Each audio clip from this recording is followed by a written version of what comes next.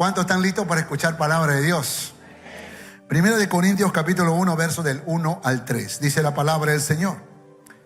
Pablo, llamado a ser apóstol de Jesucristo por la voluntad de Dios, y el hermano Sóstenes, a la iglesia de Dios que está en Corinto, a los santificados en Cristo Jesús, llamados a ser santos, con todos los que en cualquier lugar invocan el nombre de nuestro Señor Jesucristo, Señor de ellos y nuestro. Gracia y paz a vosotros, de Dios nuestro Padre y del Señor Jesucristo. Amén. Oremos. Padre, queremos en esta mañana, a la luz de tu palabra, ser ministrados con tu Espíritu Santo. Así que esta palabra sea una semilla poderosa de vida plantada en buena tierra que son nuestros corazones. Permítenos cosechar frutos al 100%. Te lo pedimos en el nombre de Jesús. Amén y amén. Durante los 2 meses anteriores estuvimos hablando sobre una serie titulada Desafíos de una familia saludable. Y ahora estos 2 meses siguientes, julio y agosto, estaremos hablando de una nueva serie que se titula Desafíos de una iglesia influyente. Desafíos de una iglesia influyente. Y déjenme decirles que hay muchos retos que una iglesia que quiere influenciar en la sociedad, que quiere influenciar en este mundo, requiere como factores. El primero, indiscutiblemente, el primer desafío es ser una iglesia santa. Y por esa razón hemos leído este pasaje del libro de los Corintios, porque si algo tenemos que decir de esta carta que Pablo escribió a la iglesia en Corinto, es que esta iglesia estaba pasando por una serie de problemas que evidenciaba que lamentablemente, en vez de influenciar al mundo, el mundo había influenciado a la iglesia. Y creo que ese siempre será un peligro en todas las iglesias. Ahora, pensando en el verso 2 exactamente a manera de introducción, la palabra griega para iglesia es eclesía, la misma palabra que se usaba desde la antigüedad para asamblea. Cada vez que el pueblo decía asamblea, entonces se juntaban las personas más sabias, más honorables, para reflexionar sobre los grandes dilemas y problemas de la vida, de la familia y de la sociedad. Ellos se juntaban para buscar solución, para buscar el consejo más sabio y así resolver los grandes problemas de la vida humana. Asamblea era un término que desde la antigüedad se usaba, pues esa palabra en el idioma griego es eclesía. Por esa razón no hubo mejor término para poder nombrar al grupo de personas que con la sabiduría de Dios nos juntamos para trabajar y resolver los grandes dilemas de la vida. Y creo que nos cae muy bien, porque este grupo de personas encuentra la más grandiosa y poderosa sabiduría en las Sagradas Escrituras, y no hay líder más maravilloso que nuestro Cristo Jesús. Por esa razón somos eclesía, somos iglesia. Y dice la palabra santificados. La palabra griega es agiazo, que significa consagrar, separar, usar de manera honrosa. En otras palabras, es tomar algo y dedicarlo para un uso único y exclusivo. Esto es muy importante. Tomar algo o a alguien en este caso y separarlo para un uso exclusivo. Tú y yo hemos sido escogidos. Por la decisión que tomamos de rendirle el corazón a Jesús, tú y yo hemos sido escogidos, separados, santificados para uso honroso. En otras palabras, tu vida ahora sirve para glorificar el nombre de Dios. No para glorificar a Satanás, no para honrar a Satanás, no para obedecer a sus caprichos, sino que tú has sido escogido, has sido santificado, has sido separado, separada para un uso honroso. ¿Cuántos dicen amén a eso? Pero esos santificados, dice Pablo, son llamados a ser santos. Pareciera como que hubiera una redundancia, no. La palabra griega para santos es agios, que significa físicamente puro, moralmente sin culpa, el que promueve limpieza o cuida la inocencia. En otras palabras, nosotros que hemos sido separados, que hemos sido apartados por Dios para usos honrosos, tenemos el deber de limpiarnos, tenemos el deber de purificarnos, tenemos el deber de santificarnos. Escucha, iglesia, el que dice ser cristiano y no se limpia, no se santifica, déjeme decirlo con mucho respeto, no es cristiano. Porque los que somos santificados, escogidos, buscamos ser santos cada día de nuestra vida. Nos limpiamos, nos purificamos, mantenemos nuestra conciencia limpia, nuestra inocencia. Por esa razón es importante entender este desafío. Los santificados llamados a ser santos. Así que la iglesia no es un edificio de 4 paredes, es una comunidad de personas redimidas por la sangre de Cristo que decide caminar en santidad bajo los principios de la Biblia para conquistar el mundo para Cristo. ¿Cuántos dicen amén? Qué gran definición, ¿verdad? Ahora, la ciudad de Corinto era una ciudad ubicada en la provincia de Acaya, al sureste de Grecia, y fue una de las ciudades que Pablo visitó en su segundo viaje misionero. En el año 50 después de Cristo aproximadamente, esta ciudad era una ciudad grande de negocios, especialmente por su localización. La ciudad era famosa por su cultura, pero también lo era por su idolatría y por su inmoralidad. Practicaban la prostitución sagrada en el templo de la famosa Afrodita. El pueblo corinto eran conocidos mundialmente también como fiesteros, como borrachos y altamente inmorales. La ciudad era conocida por su riqueza, su vida social desenfrenada y su tolerancia religiosa. Esta mezcla de riqueza, hedonismo y diversión religiosa creó un entorno único para la comunidad cristiana naciente. En medio de esa ciudad, Pablo planta una iglesia. Tiene una carga muy grande por predicar el evangelio, y dice la Biblia, específicamente se quedó 18 meses en ese lugar para poder plantar la iglesia, fortalecerla, afirmarla, establecerla. Fue un gran desafío. Y la ciudad de Corinto no es tan diferente del Callao, porque el Callao también es una ciudad como muchas otras ciudades, llena de inmoralidad, llena de pecado, y podríamos decir también, al igual que otras ciudades, fiesteros, borrachos, inmorales. Es decir, el mismo mal de la ciudad de Corinto, que era una ciudad moderna en su época, es el mismo mal de las ciudades hoy. Pregunta, ¿tales ciudades necesitan iglesias influyentes, sí o no? Sí, por supuesto. Sin embargo, la iglesia de Corinto sucumbió frente a su desafío de ser influyente. Y esto nos hace hacernos una pregunta. ¿Cuáles son los grandes desafíos que la iglesia debe comprender en los tiempos de hoy para conservar su santidad, para conservar su pureza? Dios, hablando a través de Jeremías, le dijo a su pueblo, no te conviertas a ellos, sino que ellos se conviertan a ti.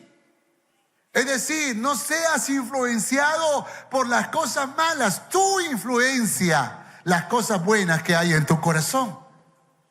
Tenemos el desafío de ser una iglesia que ha de iluminar en la oscuridad. Pero para iluminar en la oscuridad, usted y yo tenemos que conservar nuestra santidad. ¿Cuántos dicen amén a esto? La santidad hace que la luz sea más potente. La santidad hace que nuestra luz sea más refulgente y que pueda llegar a lo más recóndito, a los lugares más oscuros y más escondidos. Tenemos el desafío de ser una iglesia santa, y así como la iglesia de Corinto, en medio de una ciudad pecaminosa, podríamos cometer el peligro, el error de ser influenciados y ensuciar nuestras vestiduras y peor aún, no tomar la determinación de limpiarnos. Por eso es que el desafío como iglesia es que seamos santos como nuestro Dios es santo. Así que tenemos que luchar por nuestra santidad, si es que así tenemos que hacerlo. ¿Cuántos están listos para luchar por esa vida santa? Un corazón limpio, un corazón puro. Entonces aquí vienen 3 consejos. Primero, somos enriquecidos. No necesitamos las cosas del mundo. Diga conmigo, no necesitamos las cosas del mundo. Dígale que está a su lado, no necesitamos las cosas del mundo. Primero de Corintios capítulo 1 versos 4 al 9. Gracias doy a mi Dios siempre por vosotros, por la gracia de Dios que os fue dada en Cristo Jesús. Porque en todas las cosas fuisteis enriquecidos. La palabra griega ploutizo significa llenos, abundante, haber recibido un legado valioso. Lo que está diciendo Pablo es que tú estás lleno. Si tú eres de Dios, si tú eres de Cristo, tú estás lleno, tú estás llena. Tú no necesitas lamer las cosas del mundo. Tú no necesitas buscar placer en el mundo porque tú estás lleno. Eso dice, estamos enriquecidos en Él. En toda palabra, en toda ciencia, en todo conocimiento, en toda verdad. No tienes que buscar las cosas del mundo porque tú estás lleno, a menos que no lo estés. A menos que estés vacío, entonces necesitas que Cristo sea el Señor de tu vida.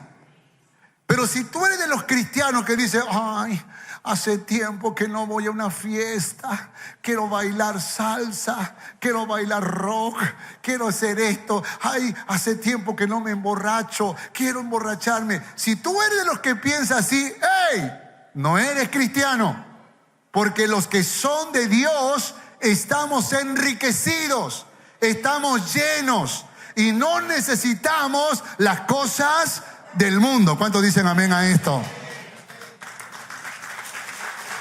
Están llenos. Así como el testimonio acerca de Cristo ha sido confirmado en vosotros. Esto es poderoso, ¿eh? El testimonio, la palabra griega marturion, da la idea de obedecer a la ley, pero sacrificándose. O sea, tenemos el testimonio de nuestro modelo por excelencia, Cristo Jesús, que Él se sacrificó por obedecer. Y en esa obediencia fue a una cruz. Yo no sé qué va a pasar con tu vida cuando dices no a las cosas del mundo. Pero si aún por esas cosas te desprecian, te rechazan o te clavan en una cruz, tienes el testimonio de Cristo Jesús. Tienes el testimonio de aquel que pagó el precio de morir con tal de obedecer a Papá Dios que está en los cielos. Tú y yo tenemos que seguir el ejemplo maravilloso de Jesús. De tal manera que nada os falta. En ningún don, en ninguna gracia, nada les falta. Pablo le está hablando a la iglesia de Corinto. Ustedes que están buscando la inmoralidad, el pecado, la chismosería, ustedes que están buscando emborracharse, nada les falta. Dios les ha dado todo, están llenos. Pablo está diciendo, ¿por qué razón estás buscando las cosas del mundo? Si nada te falta, dile que está a su lado, por favor, nada te falta en Cristo. Nada te falta. Ay, pero una música mundana quiero escuchar. Nada te falta. Y a veces podríamos estar tratando de darle comida a alguien que está muerto. Y tal vez esa es la razón por la cual todo le falta. Pero los que estamos en Cristo, nada le falta. Esperando la manifestación de nuestro Señor Jesucristo, el cual también os confirmará hasta el fin, para que seáis, ¿qué dice la palabra? irreprensibles, para que seáis irreprensibles. Anencleto significa irreprochable, no acusado. ¿Cuándo? El día del gran tribunal de Cristo, en el día de nuestro Señor, cuando seremos juzgados por nuestras buenas y nuestras malas obras, todos aquellos que estamos en Cristo Jesús. Fiel es Dios, por el cual fuiste llamados a la comunión con su Hijo Jesucristo nuestro Señor. ¿Fuimos llamados a qué? A la comunión. ¿Con quién? Con Cristo. Escuche, hemos sido llamados a la comunión. ¿Qué es comunión? Intimidad. ¿Qué es comunión? Relación de amor. ¿Qué es comunión? Conversar. ¿Qué es comunión? Escuchar su voz. Y hemos sido llamados a la comunión. Escúcheme, iglesia, ¿sabe por qué razón los cristianos resbalan, caen en pecado y se apartan? Porque pierden comunión, pierden la intimidad y se vuelven cristianos domingueros. Y solamente el domingo Dios quiere que haga el milagro para que toda la semana tenga fuerza. ¿Tú podrías vivir con un desayuno del día domingo toda la semana? ¿Podrías vivir? Pues haz ese compromiso. Dios, no leo tu palabra, no como. Y verás cómo va a salir la palabra todos los días, mañana, tarde y noche. Porque así como el alimento físico es necesario para el cuerpo, todos los días el alimento espiritual también lo es. Y la comunión tiene que ver con esa intimidad. Así que no pierdas comunión. Dile que está a su lado, no pierdas la comunión. Cuando Pablo escribe su carta a los Corintios, va a tratar temas de división, de inmoralidad, problemas de doctrina y animar a los creyentes a amarse unos a otros, porque se estaban juzgando entre ellos, condenando entre ellos.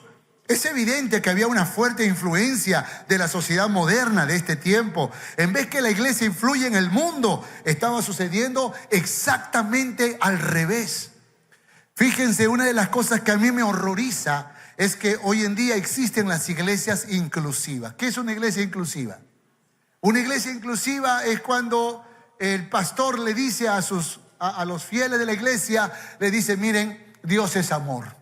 Y este amor se practica entre todos los seres humanos. No importa si tú amas, si tú siendo hombre amas a otro hombre, si tú eres mujer quieres amar a otra mujer, si tú eres adulto quieres amar a un niño, viceversa. No importa, Dios es amor, que vive el amor, y dan entrada libre como si no fuese pecado a cualquier tipo de relación. He conocido gente que promueve la fornicación, que no le parece mal el pecado sexual o las relaciones sexuales prematrimoniales o extramatrimoniales cuando hay amor. Y en nombre del amor han cometido gravísimos errores y se han ido contra la palabra de Dios. Y nosotros tenemos que aprender no a escuchar a predicadores que nos dan cierto placer escucharlos, como que nos calman la conciencia, sino a aquellos que predican la palabra de Dios. La iglesia de Corinto había bajado sus niveles de moral y estaban permitiendo cosas raras en la iglesia. Y lo estaban permitiendo precisamente porque habían perdido comunión. Una vez más, diré que está a su lado, no pierdas comunión. ¿Y qué estaba pasando en esta iglesia? Miren, le doy una lista de lo que estaba pasando. Estaban promoviendo división, se jactaban de la sabiduría humana que tenían, eran carnales, profanaron sus propios cuerpos, fornicación, se hicieron vanidosos, toleraban la inmoralidad, se juzgaban en los tribunales, estaban confundidos acerca del matrimonio, abusaron de la libertad cristiana, pervirtieron la Santa Cena. ¿Saben lo que hacían con esa copita y ese pan? Traían botellas de vino, hermano, para emborracharse.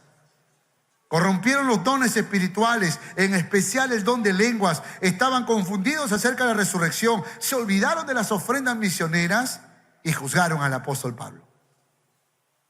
¿Qué iglesia? Yo no sé si alguien se animaría a ser pastor de esa iglesia. Pero ¿qué iglesia más complicada? ¿Qué iglesia tan pecaminosa? ¿Qué iglesia tan carnal? Y sabe, La gente podría decir, ay, es que el diablo me tienta, y el diablo tiene poder, y el diablo, y magnificando al diablo. Escúcheme esto, el diablo nunca te obligará a pecar. El día que tú y yo pecamos será porque tú y yo lo hemos decidido. El diablo solo podrá tentarnos, pero el único que finalmente consume el pecado somos tú y yo. Así que no culpes al diablo. Ay, que el diablo es un miserable, que me tentó, que me agarró así, desprevenido. No. Lo que el diablo miró fue a un cristiano que perdió comunión. Y lo va a seducir y lo va a tentar hasta hacerlo caer. ¡Ey! Escucha. Y por esa razón los cristianos caen en pecado. Podemos ser tentados, pero no obligados a pecar. ¿Cuántos dicen amén a esto? Y si dudas, lee 1 Corintios capítulo 10, versos 12 al 14. Así que el que piensa estar firme, dice la palabra, mire que no caiga. No os ha sobrevenido ninguna tentación que no sea humana, pero fiel es Dios, que dice la palabra, que no os dejará ser tentados más de lo que podéis resistir, sino que dará también juntamente con la tentación la salida para que podáis soportar. En otras palabras, lo que está diciendo Pablo es que las tentaciones que tú enfrentas, Dios ya las filtró en el cielo para que ninguna te derribe, sino más bien para que demuestren tu profundo amor al Rey de Reyes y Señor de Señores. Dios permite las tentaciones que te van a dar victoria. Dios sabe, pero para eso requieres comunión. Si tú pierdes comunión, hasta la seducción más pequeñita que el diablo te puede hacer, te hará caer, te hará resbalar. No hay tentación que no sea humana, sino que fiel es Dios, que dará juntamente con la tentación la salida para que podamos resistir. Por tanto, ¿qué dice la palabra? Por tanto, amados míos, ¿qué dice? Huid de la idolatría, huid de la fornicación, huid de la murmuración, huid de la chismosería, huid de las borracheras, huid, huye. Dile que está a su lado, huye. Hace muchos años un joven, amigo mío de la juventud, me estaba contando una de sus tentaciones. Me dice, fíjate, yo un día me acerqué a unos amigos en el barrio, y yo que salí de esa vida de borracheras y fiestas, y mis amigos eran como 15 que estábamos ahí en un círculo hablando de fútbol y de otros temas, y vi que se compraron una caja de cerveza y la botella comenzó a correr y a correr y a correr. Y yo estaba diciendo, Señor, ayúdame, Señor, sácame.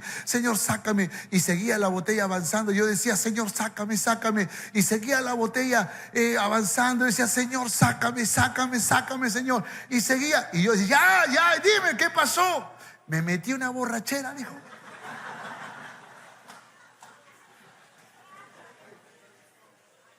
Y yo digo,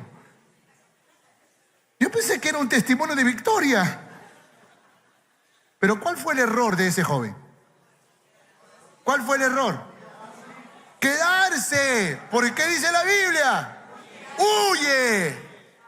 ¿Qué hizo José frente a la esposa de Potifar? Huyó. Porque si se quedaba la historia era otra. Entonces, cuando la tentación viene, no te hagas al fuerte, no te hagas al invencible. No digas que yo puedo, que todo lo puedo en Cristo, y estás en medio de la tentación y la seducción. Cuando venga la tentación y tú estás en comunión con Dios, escucharás la voz del Espíritu que te dice, huye. Dile que está a tu lado, huye del pecado. Así que, pregunta, ¿se puede o no se puede vencer la tentación? Diga conmigo, sí se puede vencer la tentación. ¿Cuántos dicen amén y celebran la victoria que haya en Cristo Jesús? No necesitas nada del mundo, absolutamente nada. Estás enriquecido. Segundo, somos familia. No necesitamos andar en pleitos. Dile que está a su lado, no necesitamos andar en pleitos. 1 Corintios 1, 10, 11. Os ruego pues, hermanos, por el nombre de nuestro Señor Jesucristo, que habléis todos una misma cosa. Miren lo que está diciendo Pablo. Hablen una misma cosa y que no haya entre vosotros divisiones, sino que estéis perfectamente unidos. Unidos. La palabra griega es catartizo, que significa ser apto, remendar, restaurar. Otras traducciones se explican en el griego alineados, ajustados. Cuando dice estén unidos, está diciendo alíñense, aunque no piensen igual, aunque no lleguen a las mismas conclusiones, pero por la unidad de la iglesia, alíñense. Y hermanos, déjenme decirle con mucho respeto, pero a veces estamos divididos en boberías, estamos divididos en cosas intrascendentes que lamentablemente lo único que hace es debilitar la iglesia de Cristo. Y tenemos que tener mucho cuidado. Recuerdo que en una ocasión, cuando recién estábamos pintando la pared de negro, se acercó un grupo de hermanos y me dijeron: pastor, queremos decirle nuestro sentir. Hemos orado y venimos a decirle que no debe pintar de negro, porque ya habíamos empezado la primera mano de pintura, porque el negro es del diablo.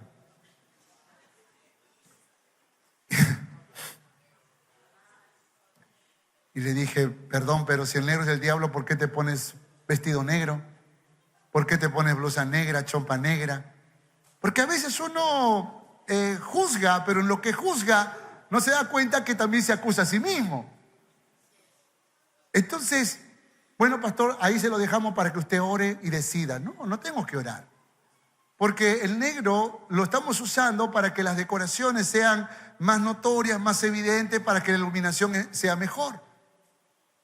Pero supongamos que por un instante yo tenga que ser más democrático. ¿Qué tengo que hacer? A ver, díganme. ¿Tengo que ponerme de acuerdo? ¿Haremos una asamblea para votar por el negro y el no negro? La mayoría decide. ¿Cómo se hace eso? ¿Cómo se decide eso? Entonces yo le dije: miren, mi hermano, mis hermanas, con mucho cariño les voy a decir algo. No tengo la potestad de cambiar la doctrina, porque la doctrina está fundada en la palabra de Dios. Pero hay otras cosas en las que yo tengo la potestad de decidir.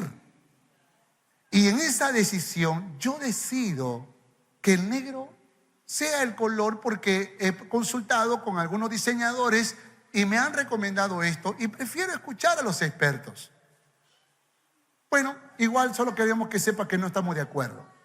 ¿Qué dirán ahora que el techo está de negro? Pero lo que digo es que a veces nos dividimos por cosas bobas. Se acercó un grupo de hermanos: pastor, apague el aire acondicionado. Y yo, obediente, mando a apagar el aire acondicionado. Terminó el culto, se me acercó otro grupo: pastor, no apague el aire acondicionado, por favor. Entonces tengo de los que no quieren aire y de los que sí quieren aire. Ahora, ¿qué hago para complacer a todos? ¿Qué hago? Entonces yo digo que la decisión se toma. Y si tú tienes mucho frío, ¿qué tienes que hacer? Te abrigas. Y si tienes mucho calor, ¿me dejo entender? Pero la decisión se respeta. Nos alineamos, nos ajustamos. ¿Cuántos dicen amén a esto? Es decir, caminamos. Eso es como en tu casa. Ponte que la mamá preparó, no sé, lentejas con tortilla de atún, ¿no? O arroz con huevo. Y los hijos dicen: no queremos esta comida. Tiene que haber un sabio en esa mesa. Ojalá sea el papá. Pero tiene que haber un sabio, una sabia en esa mesa que diga: miren, la comida está servida y se come lo que está en la mesa. Nos alineamos, nos emparejamos, nos ajustamos y caminamos unidos.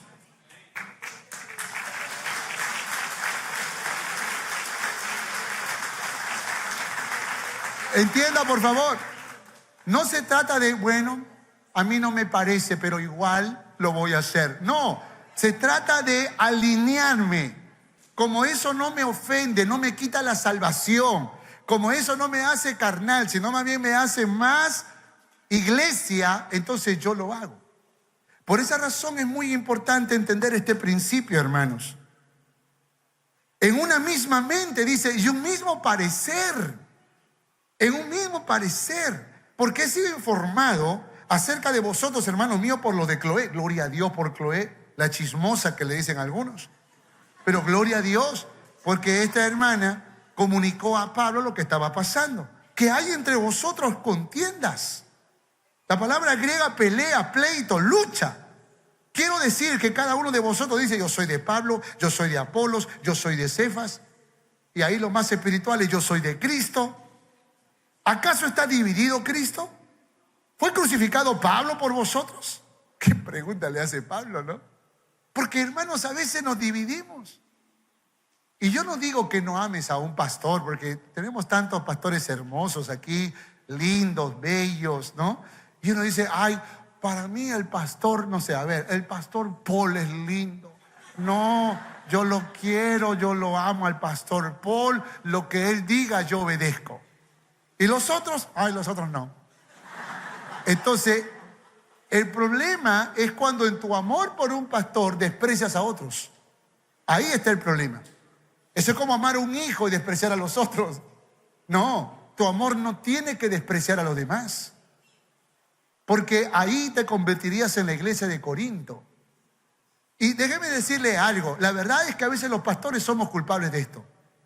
Porque a veces los pastores también tenemos una lengua que no nos une. Y cada uno está hablando a su manera. Y dividen al cuerpo de Cristo. Y puede que habría que recriminar también a Apolos, a Cefas. Porque se acuerdan que Pedro tenía el problema de que no le gustaba comer con los gentiles. Y Pablo tuvo que ajustarlo. Apolos todavía no estaba muy adoctrinado y parece que Aquila y Priscila tuvo que adoctrinarlo un poco a Apolos. No sé si hasta ese momento ya habían madurado, pero aunque eran pastores, eran predicadores, no sabían respetar la autoridad porque tenían que caminar unidos. Así que la recomendación es primero para ellos y luego para la iglesia. Cuidado con decir: yo soy de Apolo, yo soy de Cefas, yo soy de Pedro o yo soy de Pablo. No, porque hay uno solo a quien tú le perteneces y es a Cristo Jesús. Luego todos somos familia, todos somos familia. Todos tenemos la tendencia a sentir celos, envidia, pleitos, contiendas, disensiones, soberbia, resentimiento, odio, venganza. Todos tenemos esa tendencia. Pero cuando tú y yo lo permitimos en nuestro corazón, ¿cuáles son las consecuencias? ¿Cuáles son las consecuencias? Son tres: familias quebradas, iglesias divididas y corazones dañados. Eso es lo que pasa. Y la iglesia de Corinto puede que estaba pasando por esto, porque se permitieron sentimientos extraños, se permitieron pensamientos extraños que no correspondían a la unidad. Cuidado con darte ciertas libertades en cosas que no son trascendentes, en cosas que no son valiosas. Hay cosas por las que sí tenemos que luchar. Cuando esto sucede, el único ganador, ¿quién es? Satanás. Dios nunca se alegrará con la disputa de sus hijos.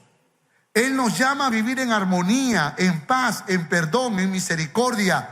Y nos enseña a soportar, a resistir, a esperar. Y en ocasiones nos enseña a morir.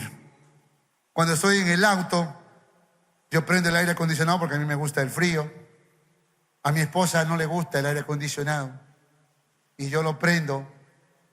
Y luego mi esposa me dice: Tony, apague el aire acondicionado. Y yo digo: está bien, mi amor, lo apago. Y me saco la chompa y esto. Y cuando veo que ella me ve que ya estoy sudando, me dice: amor, prende el aire acondicionado. No, mi amor, no te preocupes. Tú eres más importante. No, mi amor, ahora yo voy a morir por ti. Ay, gracias, mi amor, prendo el aire acondicionado. Y cuando veo que se está muriendo de frío, yo ahora apago el aire y digo: ahora yo voy a morir por ti. ¿Sabe por qué? Porque la unidad tiene que ver con eso. La unidad tiene que ver con aprender a morir. Pero si tú eres caprichoso, orgulloso, peleandera, pleitista y que siempre quieres que se haga como tú quieres, ¡ey! Escucha. Eso significa que estás en pecado, que el orgullo, la soberbia, el capricho se está apoderando de tu corazón. Y no puedes vivir así. Si tú quieres conservar la unidad, tendrás que aprender a morir de vez en cuando. Tendrás que aprender a esperar, a resistir. Porque el amor es sacrificial. Y como iglesia tenemos que aprender a cuidar la unidad, aunque esto signifique a veces morir. Por esa razón es importante que nosotros como iglesia entendamos esta poderosa verdad. ¿Cuántos dicen amén a esto? Dile que está a su lado, tienes que aprender a morir. Respóndele, tú también. 1 Corintios capítulo 3, verso 1 al 6. De manera que yo, hermanos, mira cómo Pablo les habla a estos que estaban diciendo yo soy de aquí, yo soy de allá. No pude hablaros como espirituales, sino como a carnales, como a niños en Cristo. Os di a beber leche y no vianda, porque aún no erais capaces, ni sois capaces todavía, porque aún sois carnales, pues habiendo entre vosotros celos, contiendas, disensiones, ¿no sois carnales y andáis como hombres? Wow. Cuidado con las disputas, cuidado con las contiendas. Porque diciendo el uno, yo soy ciertamente, yo soy de Pablo, y el otro, yo soy de Apolos, ¿no sois carnales? Pues ¿quién es Pablo? ¿Qué es Apolos? Servidores por medio de los cuales habéis creído. Y eso según lo que a cada uno concedió el Señor. Yo planté, Apolos regó, pero el que da el crecimiento, el único que se merece toda la gloria, toda la honra y toda la adoración, es el Señor Jesucristo. A Él sea toda la gloria, toda la honra. Fuera divisiones, no pleitos. Hay que resolver, hay que amar, hay que perdonar. Tercero, somos vasos de honra. Huye de la inmoralidad. Dígate a su lado, huye de la inmoralidad. 1 Corintios capítulo 5, verso 1 al 5. De cierto se oye que hay entre vosotros fornicación, y tal fornicación cual ni aún se nombra entre los gentiles. Tanto que alguno tiene la mujer de su padre. Mira, este muchacho, este joven cristiano se había unido a su madrastra. Y vosotros estáis envanecidos, le dice a la iglesia. O sea, andaban con altanería, inflados, soberbios. Y creo que estaban consintiendo el pecado de ese muchacho. Yo no sé quién era. De repente era el hijo de un gran líder, o tal vez el que daba más ofrenda, más diezmo en la iglesia. No sé quién era. Tal vez un líder prominente, tal vez alguien muy querido, muy amado, pero comenzó a vivir en el pecado. Y Pablo dice, verso 4, en el nombre de nuestro Señor Jesucristo, reunidos vosotros y mi espíritu, con el poder de nuestro Señor Jesucristo, el tal sea entregado a Satanás para destrucción de la carne. Entregado, la palabra griega es encomendar, ceder, exponer, entregarlo para destrucción, ruina, muerte, castigo. Escuchen, le voy a explicar a qué se refiere. La iglesia de Cristo está bajo la cobertura de Cristo. Amén. La iglesia está bajo la cobertura de Cristo. En otras palabras, quien gobierna en esta iglesia no es el pastor, sino es Cristo Jesús, a través de los pastores. Pero Cristo es el. Entonces la cobertura es Cristo. Por eso es que es un error cuando un apóstol dice yo soy la cobertura. No, tú no eres ninguna cobertura. La cobertura es Cristo Jesús. Entonces, pero si la cobertura es Cristo Jesús de la iglesia, ¿quién es la cobertura del mundo? El príncipe de este mundo. ¿Quién es el príncipe de este mundo? Satanás. Entonces, lo que está diciendo Pablo, tiene que salir de la cobertura de la iglesia de Cristo, y al salir de la cobertura, que es decir, ser expulsado de la iglesia, entonces está expuesto a la cobertura de Satanás. Ahí que viva como quiera, pero en la iglesia no. En la iglesia no puede vivir como quiera. Tiene que someterse a los principios de la palabra. Por eso, hermano, escúcheme, tengamos cuidado. Si una persona, no sé, un homosexual o un travesti entra, usted y yo tenemos que recibirle porque somos hijos de Dios. Y tenemos que amarle con el amor de Cristo. Y como esa persona no conoce a Cristo, él cree que lo que está haciendo está bien.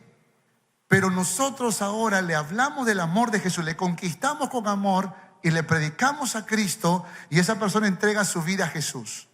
Desde el momento en que entrega su vida a Jesús, tiene que haber un proceso de santificación. Tiene que haber un proceso de cambio. Pero si esa persona dice, no, así quiero quedarme como yo estoy, entonces no ha nacido de nuevo, porque el que nace de nuevo experimenta transformación. Por lo tanto, hay personas que no son transformadas porque todavía no han nacido de nuevo. Y hay personas que aunque nacieron de nuevo, no quieren transformación. Porque les gustan los pleitos, las disensiones, les gustan las cosas malas. Entonces, puede que haya nacido de nuevo, pero si persiste en su pecado, entonces no conviene que lo tengamos en la iglesia. ¿Por qué razón? Porque una manzana podrida afecta a los demás. Por lo tanto, le decimos con mucho respeto, mira, cuánto quisiera que sigas en esta casa, pero no respetas, no recibes los consejos, no quieres ninguna ayuda, persiste en hacer las cosas como tú quieres. Tal vez lo mejor que puede pasarnos a nosotros es que ya no participes en nuestras reuniones. Porque de repente no vienes para escuchar la voz de Dios. De repente vienes para otras razones, para hacer amistades o para encauzar a alguna otra persona en las malas andanzas, y para eso no es la iglesia de Cristo. Ahora, ¿cuándo lo hacemos eso? Cuando estamos convencidos que ya lo hemos ayudado una y otra vez, no a la primera, porque Dios no te ha llamado a juzgar, Dios te ha llamado a ayudar. ¿Cuántos dicen amén a eso? ¿Qué debemos hacer como líderes? Dice Gálatas 6:1, hermanos, si alguno fuere sorprendido en alguna falta, vosotros que sois espirituales, restaurarle con espíritu de mansedumbre, considerándote a ti mismo, no sea que tú también seas tentado. Y en Mateo capítulo 18 dice, por tanto, si tu hermano peca contra ti, ve y repréndele estando tú y él solos. Si te oyere, has ganado a tu hermano. Pero si no te oyere, a la segunda, a la tercera, a la cuarta, en no seterlo por gentil y publicano. Quizás no nació de nuevo. Quizás no hay transformación porque no nació de nuevo. Y no puedes alimentar a un muerto, primero tiene que vivir. Y ahí es donde creo que necesitamos nosotros, una vez más, hablarle del amor de Cristo. Consejos prácticos para todos los creyentes. Consejos prácticos. No encubras el pecado. Dice en capítulo 5, verso 6, no es buena vuestra jactancia. ¿No sabéis que un poco de levadura leuda toda la masa? Cuidado, porque un pequeño pecado guardado en el corazón afecta toda tu vida. No camines con necios. Más bien os escribí que no os juntéis con ninguno que, llamándose hermano, fuere fornicario, avaro, idólatra, maldiciente, borracho o ladrón. Con el tal, ni aún comáis. Ni aún comáis. Nota, por favor, lo radical que es la palabra. Otro, no condenes lo que Dios perdonó. Y esto erais algunos, mas ya habéis sido lavados, ya habéis sido santificados, ya habéis sido justificados en el nombre del Señor Jesucristo y por el Espíritu de nuestro Dios. ¿Cuántos dicen amén a eso? En otras palabras, ten cuidado con condenar lo que Dios perdonó. Ten cuidado, porque tú y yo no somos jueces. Ay, que tú no sabes que fulano le gustaba la bebida. ¿Cómo? Le gustaba la bebida. Una vez más, le gustaba la bebida. Significa que ya no le gusta porque ahora es de Cristo. Y tú no eres quien para estar juzgando su pasado, porque tú también tienes un pasado. Porque tú también has salido del pecado y de una vida desordenada. Así que no tienes por qué juzgar. Si Dios le perdonó, ¿quién eres tú para no hacerlo? ¿Quién soy yo para no hacerlo? Usa tu cuerpo correctamente, pero el cuerpo no es para la fornicación, sino para el Señor, y el Señor para el cuerpo. ¿Cuántos dicen amén a eso? Algunos consejos prácticos. Y recuerda esto, porque esto nos hace recordar este principio de que somos vasos de honra, así que huye de la inmoralidad. 1 Corintios capítulo 6, verso 20. Porque habéis sido comprados por precio, glorificad pues a Dios en vuestro cuerpo y en vuestro espíritu, los cuales son de Dios. Así que hay una gran razón para huir de la inmoralidad, y que tú y yo somos propiedad de Dios. ¿Cuántos dicen amén? Tú y yo le pertenecemos a Cristo, nuestro Señor. Somos su pertenencia y Él nos pertenece. Somos un cuerpo, somos vasos de honra y nos debemos al Rey de Reyes y Señor de Señores. Vivimos para Él porque somos de Él. ¿Cuántos dicen amén?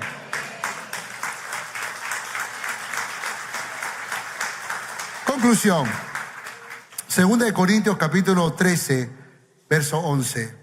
Por lo demás, hermanos, tened gozo, perfeccionaos, consolaos y sed de un mismo sentir y vivid en paz. Mira lo que dice la palabra. Y el Dios de paz y el Dios de amor, ¿qué dice la palabra? Estará con vosotros. Escuche por favor, cuando tú y yo tomamos la decisión de vivir en paz, cuando tú y yo tomamos la decisión de vivir en un mismo sentir, en armonía, y un mismo sentir implica perdonar, implica pedir perdón. Un mismo sentir implica humillarnos, implica morir. Un mismo sentir implica ceder algunas veces, no a cosas malas, pero a cosas buenas, porque a veces nos hemos encaprichado en nuestra posición, nos hemos encaprichado en la forma en que pensamos y no le damos lugar a ese mismo sentir, a esa unidad. No porque cedes no tienes identidad o no tienes personalidad, no, más bien demuestras madurez, demuestras sabiduría, demuestras gracia. Cuando tú y yo hacemos esto, cuando decidimos vivir bajo los principios de la palabra de Dios, cuando aprendemos a vivir en pureza, en santidad, entonces dice, el Dios de paz y amor estará en vosotros. La palabra griega para estará es eimi. Y eimi tiene que ver con una presencia activa, manifiesta de Dios en nuestras vidas. ¿Sabes qué creo? Que hay muchos cristianos que conocen la Biblia, que entienden la verdad, pero que no han experimentado la presencia manifiesta de Dios. ¿Por qué razón? Porque se justifican en su capricho, se justifican en su pecado, se justifican en su forma de pensar, en su forma de vivir. No quieren ceder, no quieren morir, no quieren renunciar, no quieren vivir en armonía ni en paz. Entonces se pierden esa gloria de Dios que desciende sobre su vida. Esa gloria, esa gracia, esa bendición que te hace más fuerte, que te hace más ungido, más poderoso, más poderosa. Eimi, y el Dios de paz y el Dios de amor estará. Mira que te mando, que te esfuerces y seas muy valiente. No temas ni desmayes, porque Jehová tu Dios estará contigo. Nunca se aparte de tu boca este libro de la ley, sino que de día y de noche meditarás en él, para que guardes y llegas conforme a todo lo que en él está escrito. Porque entonces harás prosperar tu camino, todo te saldrá bien. Y en ese contexto, y estará contigo. ¿Sabe? Yo creo que nos perdemos ese privilegio, nos perdemos esa bendición, porque a veces estamos queriendo llenar solo la mente. Pero Dios quiere abrir las compuertas de los cielos y derramar su fresca unción sobre tu vida. Dios quiere hacerlo. Pero ¿habrán corazones dispuestos a obedecer su voz? ¿Habrán corazones que se quieran humillar delante de Papá Dios y le dice: papá, perdóname porque he vivido a mi manera, hice mi propia voluntad, caminé bajo mis propios criterios, olvidé que tenía que congregar, olvidé que tenía que servir, olvidé que tenía que orar, que leer tu palabra, olvidé que tenía que morir de vez en cuando, olvidé que tenía que ser humilde, olvidé que tenía que pedir perdón y perdonar, olvidé muchas cosas y me concentré solo en llenar mi mente. Pero hoy quiero tu presencia en mi vida. Hoy quiero tu gracia y tu gloria en mi vida. ¿Cuántos le están orando así a Papá Dios? Hola, gracias por mirar este video. Espero que haya sido de bendición para tu vida. Quiero animarte a darle like si te gustó el video, hacer un comentario y por supuesto compártelo para que juntos podamos ser de bendición para nuestra ciudad, para nuestra nación y para el mundo entero. Que Dios te bendiga.